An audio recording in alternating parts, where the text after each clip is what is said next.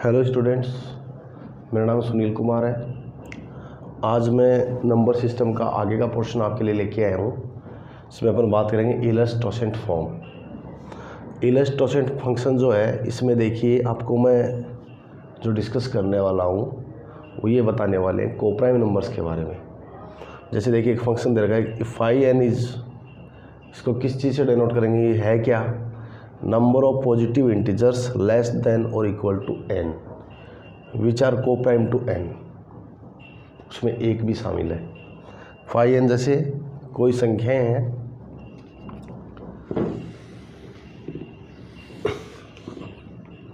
जैसे एक सिंपल से एग्जांपल है 4। अब 4 के लिए इसकी कोप्राइम नंबर्स क्या क्या है, तो आपको पता है 4 के लिए कोप्राइम नंबर एक तो 1 है, 2 है क्या, नहीं, 3 है, 4 नहीं, तो ये 2 तो क्या है 4 के साथ कोप्राइम नहीं है। तो फिर 4 कितना है 2।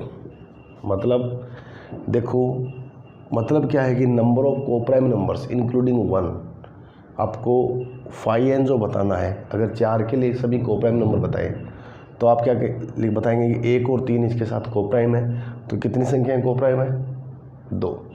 चलो दूसरी चीज़ और एक, यही हम एग्जांपल लें अगर 12 के लिए, तो 12 के साथ कोप्राइम नंबर्स क्या होती है। वैसे पता है कोप्राइम नंबर होती क्या है, जिन्हें सह अभाज्य संख्याएं बोलते हैं। दो संख्याओं में कुछ भी कॉमन ना हो, मतलब उन दोनों संख्याओं को सिर्फ एक से सिंप्लीफाई किया जा सकता हो, वो संख्याएं हमेशा क्या होती हैं कोप्राइम नंबर्स। मैंने 2-3 बार आपको बता भी दिया इस बारे में। अब वो कोप्राइम नंबर्स अपन को फाइंड करनी है, तो उससे रिलेटेड ये इलस टोसेंट फंक्शन है, ये हमारे काम आता है। अब 12 में आप बताओ, 1 का भाग जा रहा है, 2 का जा रहा है, 3 का नहीं जा रहा, 3 का भी जा रहा है, 4 का जा रहा है, 5 का नहीं जा रहा, 6 का जा रहा है, 7 का नहीं जा रहा, 8 कॉमन है दोनों में, 9 कॉमन है, 10 में कॉमन, 11 में कॉमन नहीं है और 12 है। तो ये सभी संख्याएं हटा के कितनी संख्याएं हैं जो कोप्राइम हैं, 1, 5, 7 और 11। तो आप क्या कहेंगे 5, 12, कितनी संख्याएं हैं 4। ठीक है।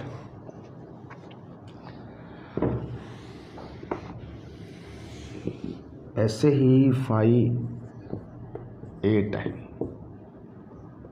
तो आपको बताना है 5, 8 कितना होगा। तो देखिए आपको पता है 1, 2 भाग जा रहा है, 3 का नहीं जा रहा, 4 का जा रहा है, 5 का नहीं जा रहा, 6 कॉमन है दोनों में 2 कॉमन है, 7 का नहीं जा रहा और 8 कॉमन होना ही है। तो आपको पता है क्या वैल्यू आएगी 4, क्योंकि ये कैंसिल हो जाएंगी। ठीक है। अब देखो मेन चीज़ क्या है, यहाँ तक तो ठीक था, छोटी संख्याओं के लिए आप इजीली फाइंड आउट कर पा रहे हैं, पर आपको बोल दिया जाए 1001 या 742, इनसे छोटी 1001 से छोटी संख्याएं, कितनी ऐसी संख्याएं हैं जो 1001 के साथ कोप्राइम है, मतलब इन दोनों में कुछ भी कॉमन नहीं है इंक्लूडिंग 1। तो देखो कैसे करते हैं। किसी भी नंबर को जब भी राइट आउट आप लिखोगे, किसी भी नंबर को जब आप लिखोगे तो एक बात हमेशा ध्यान रखना। जैसे मैं बोल रहा हूँ आपको, अगर कोई नंबर है, n अगर कोई नंबर है, ठीक है, वो है p1 to the power k, p to the power l, m, ऐसे। तो आपको सिर्फ ये p1, p2, p3 ये क्या है प्राइम नंबर्स, इस कारण से इस पोर्शन में डिनोट करने किसी संख्या को इस फॉर्म में लिखने को अपन क्या बोलते हैं, प्राइम फैक्टराइजेशन। देखिए गुणनखंड के रूप में लिखना, जैसे आपको मैं कह दूं 30 को इस फॉर्म में लिखिए तो आप क्या करेंगे, 2 ये 15 आ गया, ये 3 5 आ गया, ये 5 ये 1, तो आप कहेंगे 2 की पावर 1 गुणा 3 की पावर 1 गुणा 5 की पावर 1।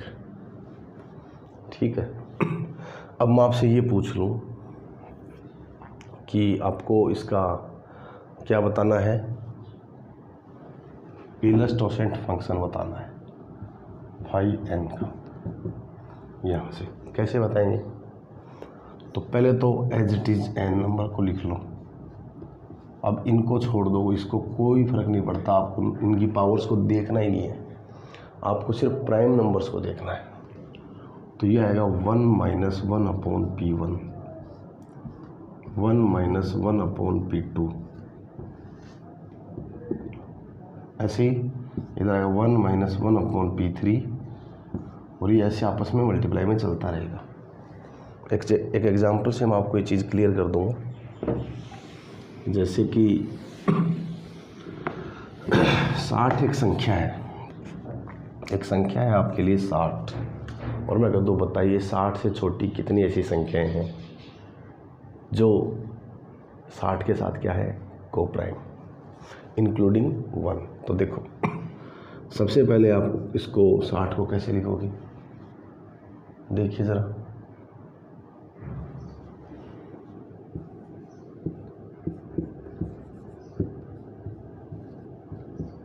और ये लिखने का तरीका मैंने बता ही दिया, गुणनखंड कर लेना और उसको यहाँ लिख लेना।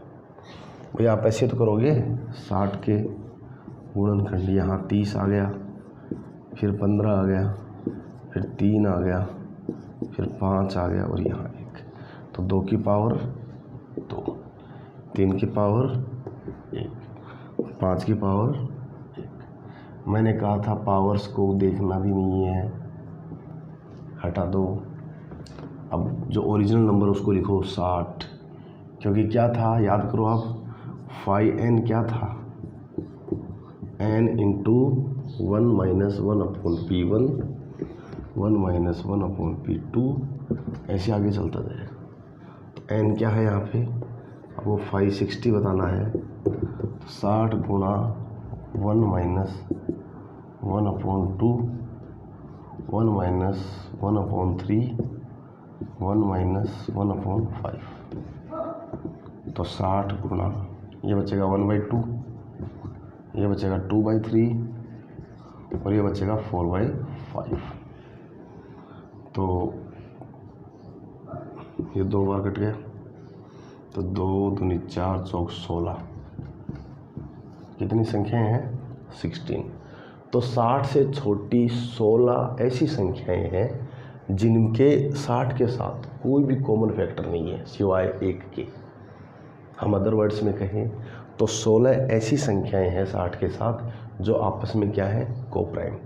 आप लिख के भी देख सकते हैं, मैं देखो मैन्युअली और प्रूव करके बता देता हूँ, फिर एक अच्छा सा क्वेश्चन आपके लिए लेके आएंगे।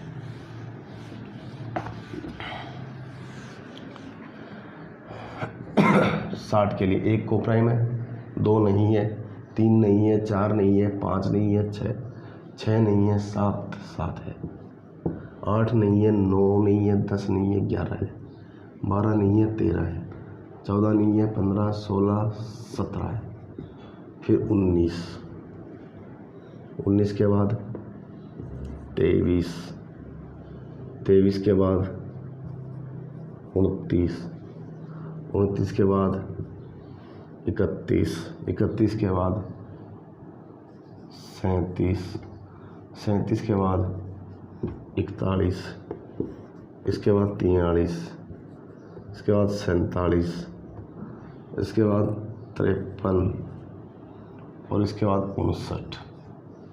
देखो 1 2 3 4 5 6 7 8 9 10 11 12 13 14 15, एक संख्या और है, कौन सी रह गई, कितनी आई थी, 16 आई थी ना। 1 7, 11, 13, 17, 19, 23, 29, 31, 37, 41, 43 के बाद 47, फिर 53 और फिर 59 वो प्राइम है सारी चेक करके, क्योंकि आपने 60 के फैक्टर किए थे।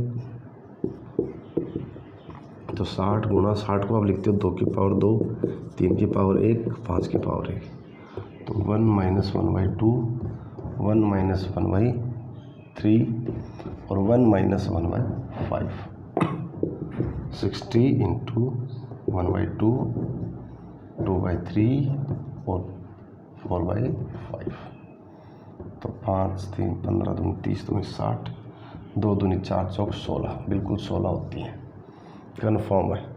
अब 16 में आप एक एक गिनेंगे मैनुअली, कोई ना कोई मेरे से मिस हो रही होगी, जैसे 3 है, 2 है, 5 है, 6 है, 7 है, 8 है, 9 है, 8, 9, 10, 11 चेक कर ली, 12, 13, 14, 15, 16, 17, 18, 19, 20, 21,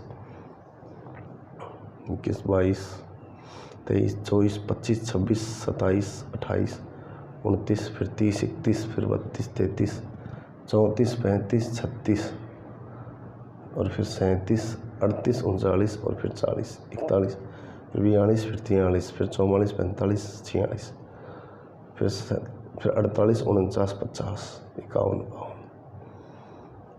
49, एक है 49। अब ये 16 संख्याएं हैं जो क्या है, इसके 60 के साथ क्या है, को प्राइम है। I am sorry. अब मान लो आपको एक बड़ी संख्या दे दी जाए, एक क्वेश्चन एग्जाम में आया हुआ है, बहुत इंपॉर्टेंट क्वेश्चन है कि 1001 से छोटी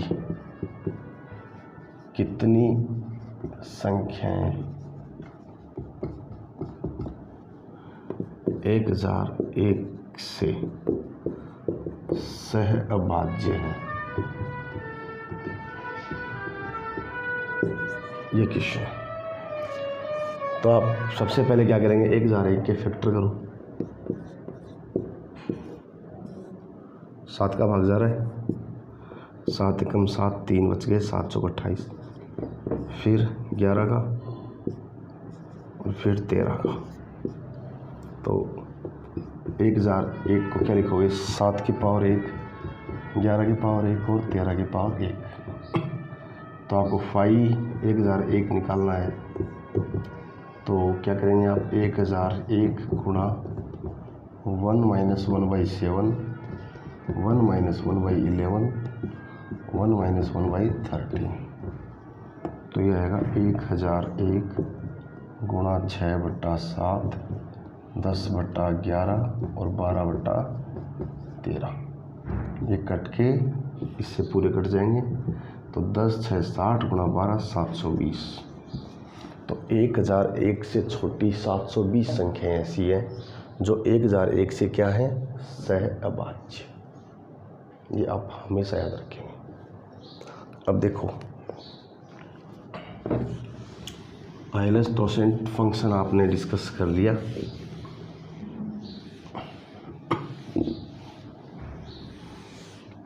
अब जैसे आपको दे दिया जाए क्वेश्चन 2 की पावर 1001 को 25 से विभाजित करने पर शेषफल क्या होगा। क्वेश्चन है 2 की पावर 1001, इसको जब 25 से डिवाइड करते हैं तो आपसे क्या पूछा है, शेषफल क्या होगा।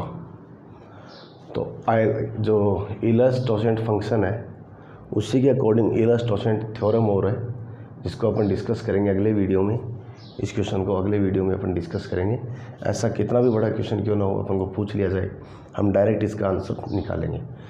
अभी तक हमने जो किया था, पिछली बार जो अपन ने बात की थी फर्मेट्स-लिटिल थ्योरम, उसमें क्या था, जिसमें डिवाइड कर रहे थे वो एक प्राइम नंबर हुआ करती थी। ठीक है, और उसकी जो ऊपर की पावर होती थी वो नीचे वाली नंबर से जस्ट 1 कम होती थी, तो वहाँ हमेशा शेषफल क्या आता था 1। यहाँ क्या फॉर्मेशन होगा मैं आपको बिल्कुल बताऊँगा, अगले वीडियो में आप देखना ना भूलिए। Thank you.